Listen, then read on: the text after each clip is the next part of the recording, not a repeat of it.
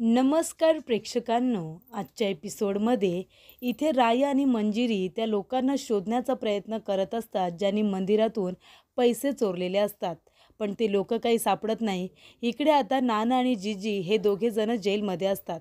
त्यामुळे प्रेक्षकांनो, इकडे आता राया म्हणत असतो की काय करावं काही कळत नाहीये.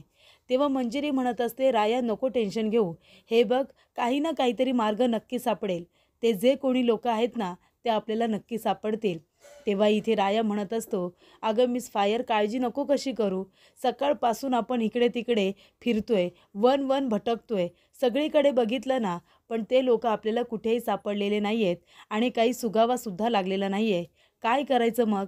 आपण कसं इथे उद्यापर्यंत सगळं काही नीट करू शकतो? त्याचबरोबर तुला निर्दोष सिद्ध करायचं आहे. नाना आणि जिजींनासुद्धा आपल्याला बाहेर काढायचं आहे. सगळं काही हातातून निसटून गेल्यासारखं वाटतंय. काहीही आपल्या हाती लागत नाही आहे, कुठला पुरावा हाती लागत नाही आहे. कसं आपण उद्यापर्यंत स्वतःला निर्दोष सिद्ध करणार आहोत सांग बरं तू. तेव्हा इथे मंजिरी म्हणत असते, राया अरे तू कशाला काळजी करतोयस? हे बघ माझा तुझ्यावरती पूर्ण विश्वास आहे आणि नाना आणि जिजींचासुद्धा तुझ्यावरती विश्वास आहे. मला काय वाटतं माहिती आहे, आपण शांतपणे या सगळ्या गोष्टीचा ना विचार केला पाहिजे. तेव्हा इथे मंजिरी म्हणते की जिथे सुरुवात असते ना तिथे शेवटसुद्धा असतो.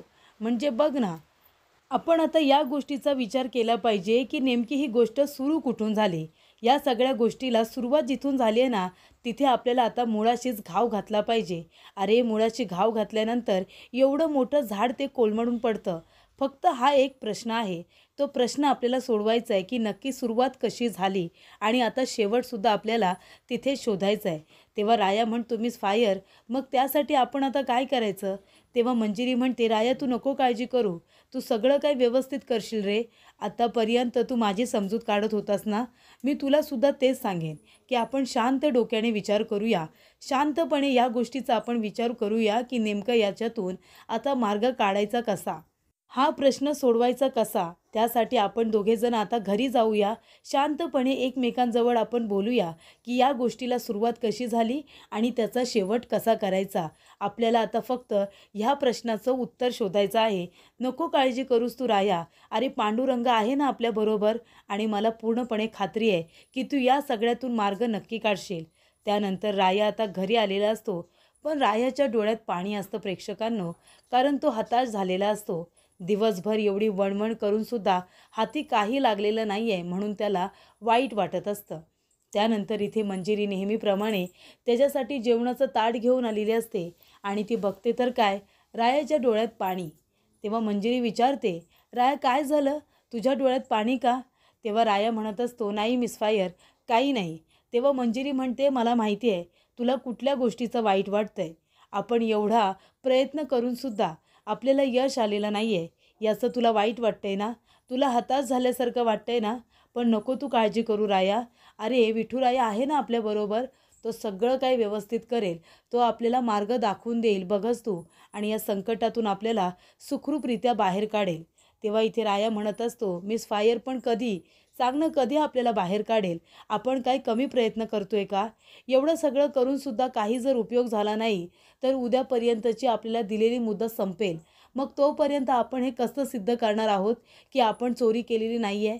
ती चोरी दुसरी कुणीतरी केली आहे आणि नाव मात्र तुझ्यावरती आणण्याचा प्रयत्न होतोय. तेव्हा मंजिरी म्हणत असते की राया, अरे सत्य हे काही केल्या लपून राहत नाही, ते एक ना एक दिवस पुढे येतच. त्यामुळे हे सुद्धा सत्य लवकर पुढे येईल. आपण जर चोरी केलेली नाही आहे तर आपण का घाबरायचं? हे बघ तू नको काळजी करू, काही ना काहीतरी मार्ग नक्की सापडेल. आणि तू कशाला रडतोयस, डोळ्यात पाणी आणतोयस? एवढं दुःखी कष्टी होऊन काही होणार नाही आहे. तेव्हा इथे राया म्हणत असतो, नाही आता मला काही केलं ना त्या चोराला शोधूनच काढायचं आहे, ज्याने ही चोरी केली आहे आणि आळ मात्र तुझ्यावरती आणला आहे.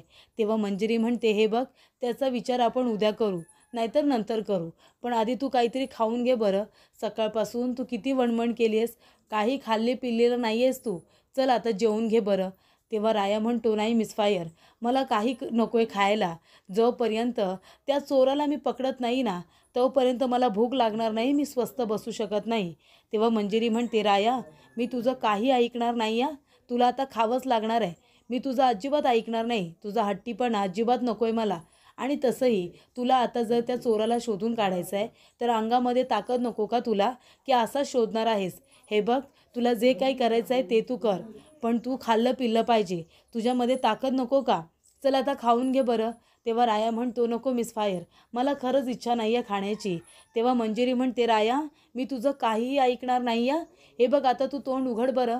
तू जर तोंड उघडलं नाहीस ना, तर मग मी नाक दाबून तुझ्या तोंडात हा घास कोंबेन. त्याच्या आधी तू तोंड उघड आणि पोटभर जेवून घे. तेव्हा राया म्हणत असतो, मिस फायर, अगं खरंच नको मला. तेव्हा मंजिरी म्हणते, तू असं ऐकणार नाहीस. थांब, आता मीच तुला भरवते. तेव्हा इथे मंजिरी आता आपल्या हाताने रायाला भरवायला जाते. तेव्हा इथे राया खूप इमोशनल होतो.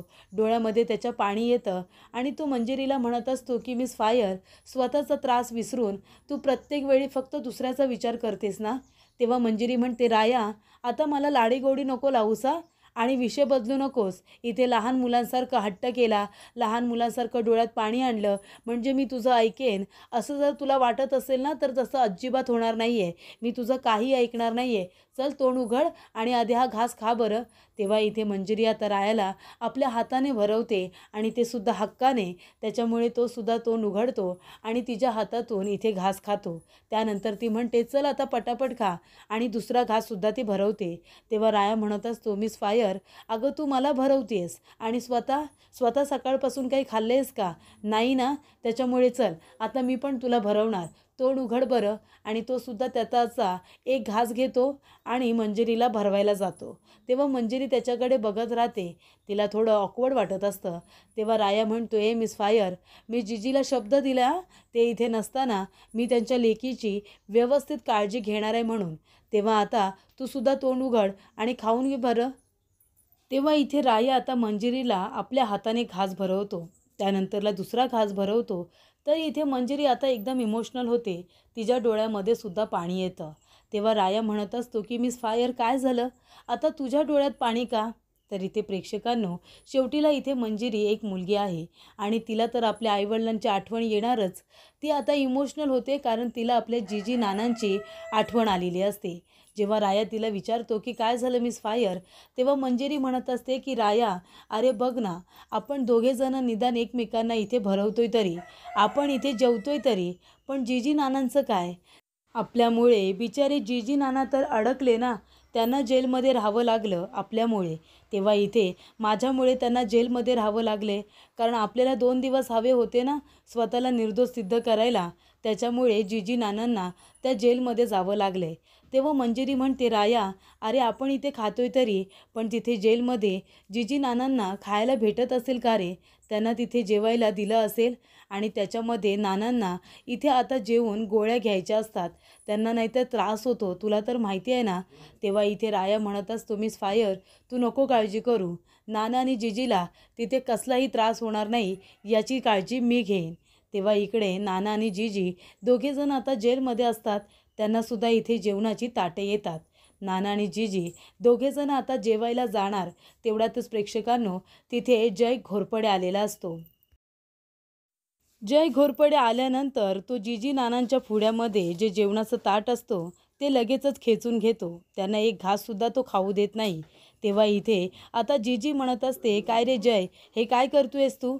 तेव्हा जय म्हणतो, मी तुम्हाला आधीच सांगितलं होतं ना, तुम्हाला इथे माझ्या पोलीस स्टेशनमध्ये जेवायला किंवा प्यायला पाणी अजिबात मिळणार नाही आहे.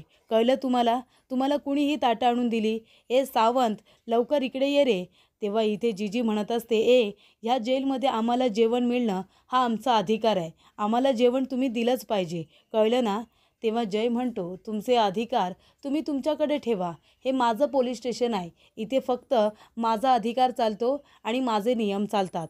तेव्हा सावंत, मी सांगितल्याशिवाय तुझी हिंमत कशी झाली यांना जेवणाचं ताट आणून द्यायची? चल आताच्या आता ही ताटं घेऊन जा. हे काय आपल्याकडे पाहुणे आलेत का? त्यांचा पाहुणचार करायला, त्यांना इथे जेवणाची ताटं द्यायला, अजिबात त्यांना काही खाया प्यायला द्यायचं नाही आहे. आताची आता ही जेवणाची ताटं घेऊन जा. तेव्हा इथे जीजी म्हणत असते, जय, असं नको करूस रे. अरे त्यांना जेवल्यानंतर गोळ्या घ्यायच्या असतात. आम्हाला जेवण दे.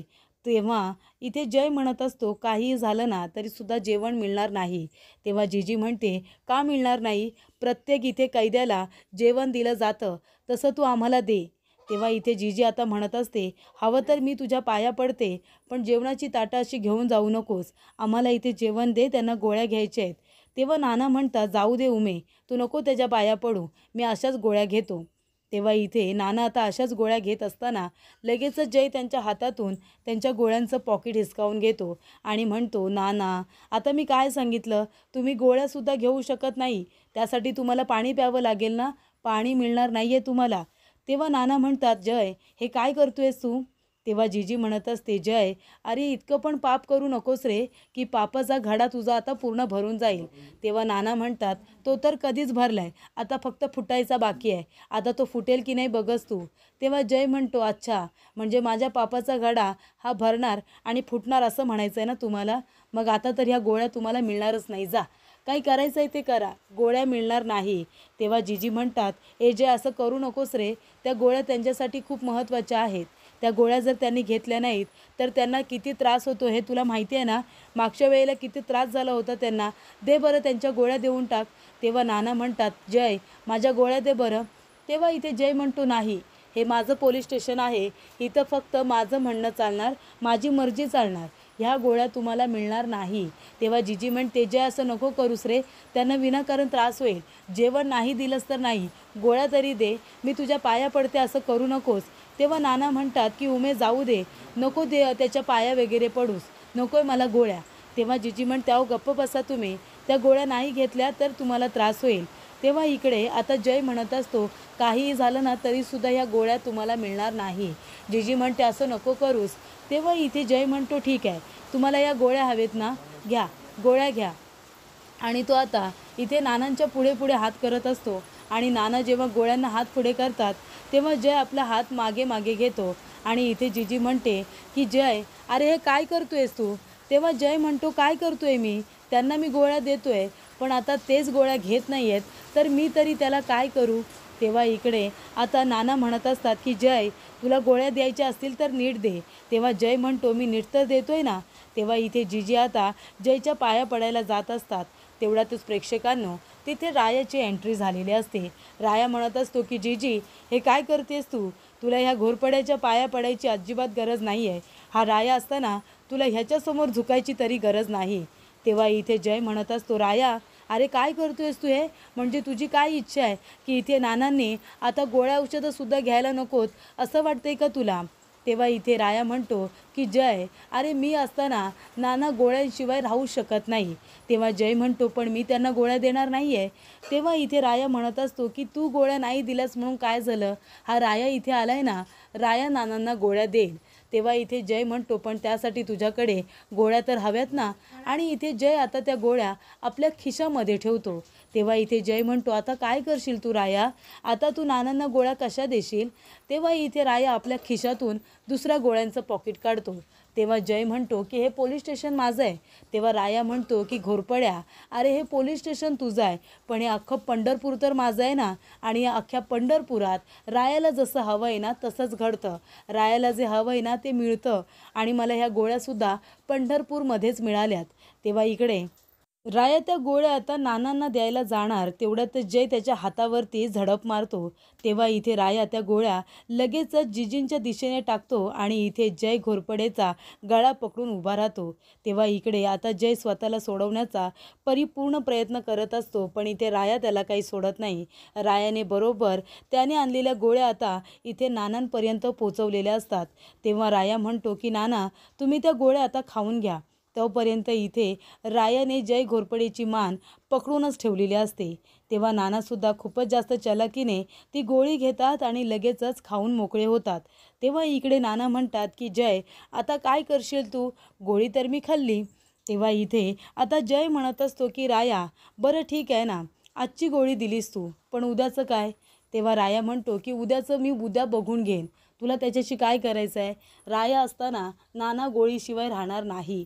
तेव्हा जय म्हणतो, अरे पण गोळी देण्यासाठी तू तर बाहेर राहायला हवं आहे ना, उद्यापर्यंत तुझी मुदत संपते. उद्या जर तू स्वतःला आणि त्या मंजिरीला निर्दोष सिद्ध नाही केलंस ना, तर तुलासुद्धा या जेलमध्ये यावं लागणार आहे. मग नानांना गोळी कशी देशील? तेव्हा राया म्हणतो, अरे उद्याचा दिवस आहे ना अजून. उद्याच्या दिवसामध्ये मी काहीही करू शकेन. मी स्वतःला निर्दोष सिद्ध करण्यासाठी पुरेपूर प्रयत्न करेन. त्याची काळजी तू करू नकोस. पण काहीही झालं तरीसुद्धा नाना गोळीशिवाय राहणार नाही, हे मात्र नक्की. तेव्हा इकडे प्रेक्षकांनो, आता इथे जयने पूर्ण तयारी केलेली असते नानांना गोळीशिवाय ठेवण्याची, पण इथे रायाने ते होऊ दिलेलं नसतं. त्यानंतर दुसरा दिवस उजाडलेला असतो. तेव्हा इकडे आता राया आणि मंजिरी दोघेजणं विठुरायाचा आशीर्वाद घेत असतात. तेवढ्यातच इथे डिफिकल्टचा रायाला फोन येतो. तेव्हा राया म्हणत असतो, हां डिफिकल्ट बोल ना. तेव्हा डिफिकल्ट म्हणतो की राया दादा, अरे मी इथे हप्ता वसुलीसाठी बाळूच्या दुकानामध्ये आलो होतो. तेव्हा बाळूने मला ज्या नोटा दिल्यात ना, त्याच्यावरती आपल्या मंदिराच्या ट्रस्टीचे शिक्के आहेत आणि त्या नोटा माझ्याकडे आल्यात. तेव्हा राया म्हणतो, अरे पण हे कसं शक्य आहे? तेव्हा डिफिकल्ट म्हणतो, हो ते शक्य आहे. हवं तर तू बाळूच्या दुकानाजवळ ये. तिथेच आपल्याला काय तो आता सोक्षमोक्ष लावायचा आहे. तेव्हा इथे राया म्हणतो, ठीक आहे, मी लगेचच तिथे पोचतोय. तेव्हा तो म्हणतो, मिस फायर चल आपल्याला जावं लागणार आहे. तेव्हा मंजिरी म्हणते, राया काय झालं? तेव्हा राया म्हणतो की इथे डिफिकल्ट हप्ता वसुलीसाठी गेला होता. तेव्हा बाळूच्या दुकानातून त्याला ज्या नोटा देण्यात आल्या त्याच्यावरती आपल्या मंदिराची जी ट्रस्ट आहे त्याचे शिक्के सापडले त्याला.